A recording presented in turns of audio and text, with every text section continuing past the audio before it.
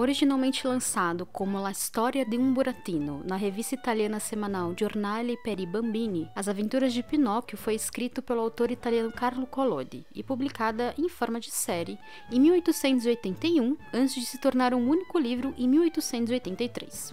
Narrando as aventuras de uma marionete viva chamada Pinóquio e seu pai, o pobre entalhador Geppetto, o livro é considerado uma peça canônica da literatura infantil e teve grande impacto na cultura mundial, se tornando um ícone universal e uma metáfora da condição humana.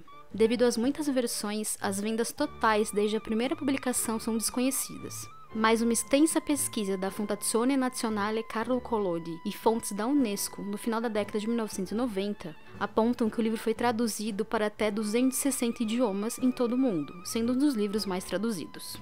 Desde sua publicação, Pinóquio inspirou centenas de novas edições, peças de teatro, merchandisings variados, séries de TV e, claro, filmes. E um deles você deve conhecer desde criança.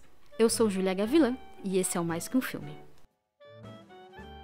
Comparado com o sucesso de Branca de Neve e os Sete Anões, Pinóquio foi um fracasso econômico para a Disney, porque custou o dobro do seu antecessor e recuperou apenas metade dos custos de produção em sua exibição teatral inicial.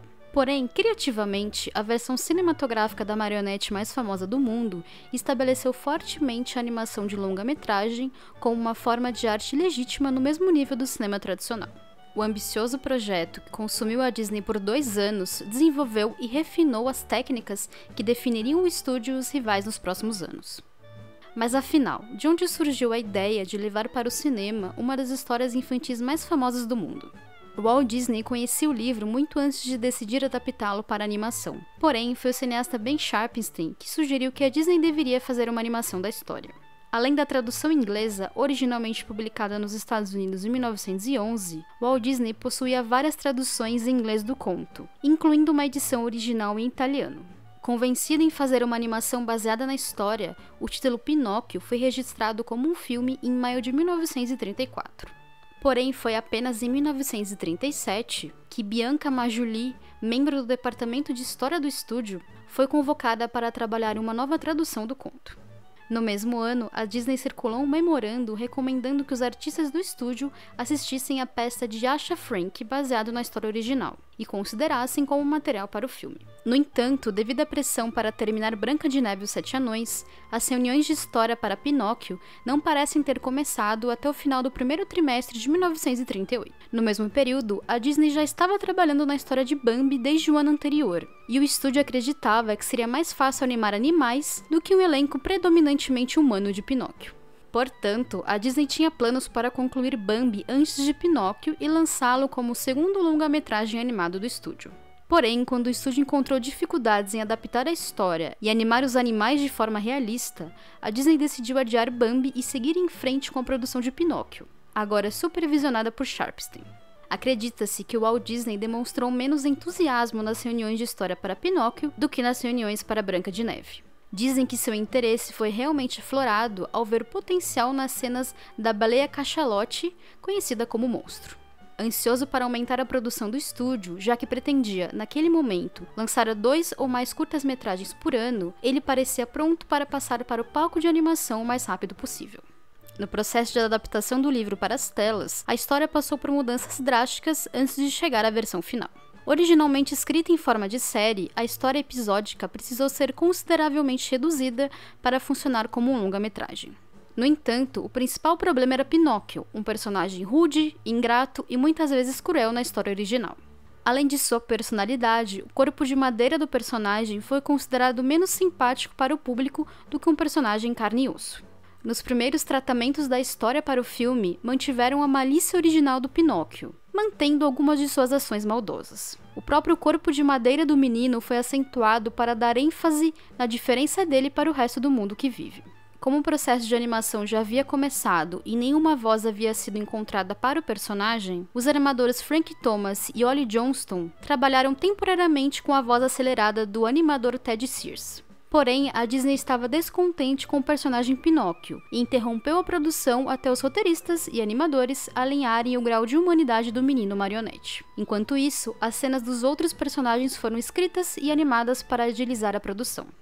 Ao ver o trabalho dos animadores, o jovem animador Milt Kahl sentiu que eles estavam obcecados com a ideia de Pinóquio ser uma marionete, e pensou que eles deveriam simplesmente desenhar um menino e depois adicionar os detalhes que fariam parecer de madeira. O diretor e co-supervisor Hamilton Luske então sugeriu que Kahl fizesse uma sequência de teste para demonstrar suas ideias. Kahl o reimaginou como um personagem padrão animado, adicionando um chapéu de tirolês de criança e mãos com 4 dedos usando luvas parecidas com as do Mickey Mouse. As únicas partes de Pinóquio que ainda pareciam com marionete eram os braços, pernas e o pequeno nariz de madeira. Na cena teste desenhada por Kahl, o personagem mergulha no mar em busca do pai, um dos momentos mais dramáticos da história. A Disney gostou da cena do animador e imediatamente orientou os escritores que as mudanças de personalidade refletissem o novo visual de Pinóquio, o tornando menos travesso e mais passivo, como um personagem que vaga inocentemente em um mundo hostil. Porém, o estúdio logo descobriu que o novo Pinóquio era muito indefeso e facilmente enganado por personagens maliciosos. Portanto, no verão de 1938, Walt Disney e sua equipe estabeleceram um personagem importante na história. Originalmente, o grilo falante era um personagem menor que Pinóquio mata abruptamente ao esmagá-lo com um martelo e que mais tarde retorna como um fantasma. Apelidado como Jiminy, ele foi transformado em alguém que tentaria guiar Pinóquio nas decisões certas. Assim como o protagonista, Grilo Falante também passou por mudanças visuais, sendo inicialmente retratado como um grilo realista. Porém, a Disney estava em busca de uma representação mais agradável e ofereceu ao animador Hardy Kimball a responsabilidade de supervisionar a animação do personagem. Na época, Kimball estava prestes a sair da Disney, após passar meses trabalhando em 2 sequências de Branca de Neve e os Sete Anões, cortadas do filme por motivos de ritmo. Além de encontrar a pessoa certa para o trabalho, a Disney também evitou perder o animador naquele momento.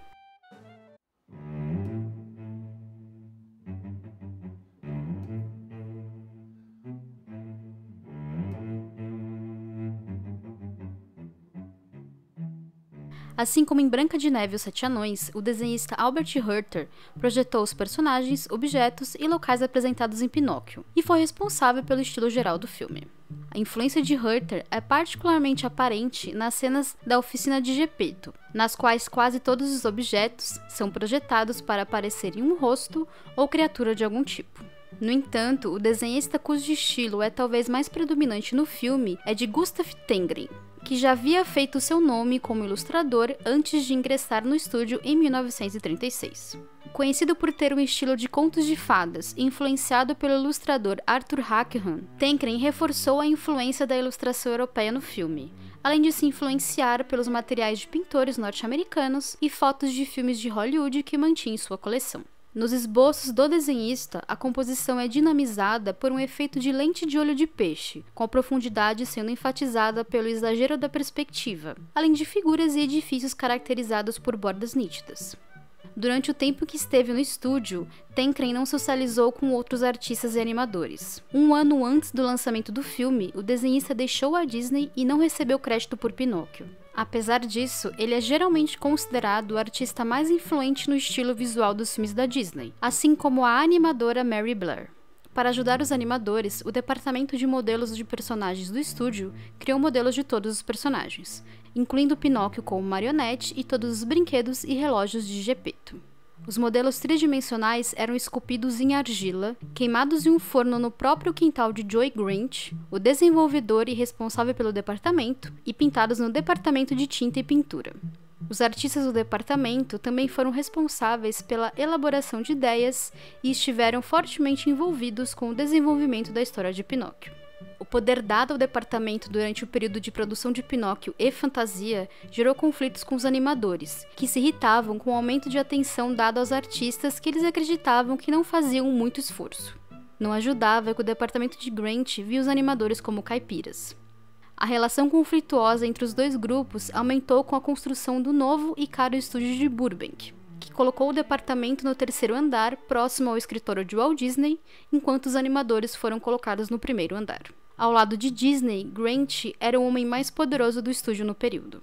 Poucos anos depois, o departamento precisou ser dissolvido como uma medida de economia de custos durante a Segunda Guerra Mundial. Porém, o Walt Disney e o estúdio continuaram a prática de forma mais informal ao longo dos anos em filmes como Cinderela e 101 Dálmatas. Anos mais tarde, no início da década de 1950, a Disney recorreria novamente aos modelos tridimensionais para oferecer ao público uma inovadora experiência de entretenimento imersiva em uma tal de Disneyland.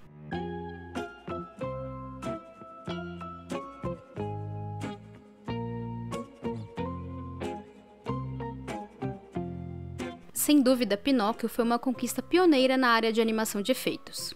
Em contraste com os animadores de personagens que se concentram na atuação dos personagens, os animadores de efeitos criam tudo o que se move além dos personagens. Isso inclui máquinas, veículos e efeitos naturais, como chuva, neve, fumaça, relâmpagos, sombras e água. Para ajudar a dar profundidade ao oceano, os animadores de Pinóquio colocaram mais detalhes nas ondas na superfície da água em primeiro plano, e colocaram menos detalhes à medida que a superfície se movia para trás. Depois que a animação era traçada nas células, os animadores assistentes traçavam mais uma vez com lápis azul e preto, para dar às ondas uma aparência de esculpidas. Para economizar tempo e dinheiro, os respingos foram mantidos impressionistas. Essas técnicas permitiam que Pinóquio fosse um dos primeiros filmes animados a ter efeitos de animação altamente realistas, dando a impressão que alguém realmente pode se afundar nas águas daquele mar revolto. Porém, por mais detalhada que seja a água, o foco não é replicá-la exatamente como no mundo real, mas como ela deve funcionar na história e na resposta emocional que deve provocar. Custando 2,6 milhões de dólares, o dobro de Branca de Neve, a Disney só recuperou $1 milhão no final de 1940, com relatos de estúdio da bilheteria original variando entre 1,4 milhão e 1,9 milhão de dólares. As perdas financeiras de Pinóquio se devem principalmente ao fato do filme não poder estrear no mercado europeu e asiático devido à Segunda Guerra Mundial. Pinóquio foi relançado nos cinemas em 1945, 1954, 1971, 1978 e 1984, retornando aos cinemas em 1992 em uma versão remasterizada. Apesar de não conquistar o público na época, a Disney ainda abocanhou 2 Oscars em 1941, nas categorias de Melhor Trilha Sonora Original e Canção Original para When You Wish Upon a Star, que mais tarde se tornaria canção-tema da própria The Walt Disney Company. Evitando as partes mais sombrias do livro, a adaptação da Disney se concentra apenas na inocência de uma criança diante da tentação, usando a perigosa jornada do boneco como espelho para a vida adolescente. Ao faltar à escola, mentir e, pasmem, beber cerveja, Pinóquio sofre consequências surrealistas por transgressões da juventude. Quando o menino de madeira é transformado pela fada azul em uma versão incompleta de um menino humano, ele só conseguirá fazer a transformação completa quando provar que pode diferenciar entre o certo e o errado e evitar a sedução da rebelião juvenil.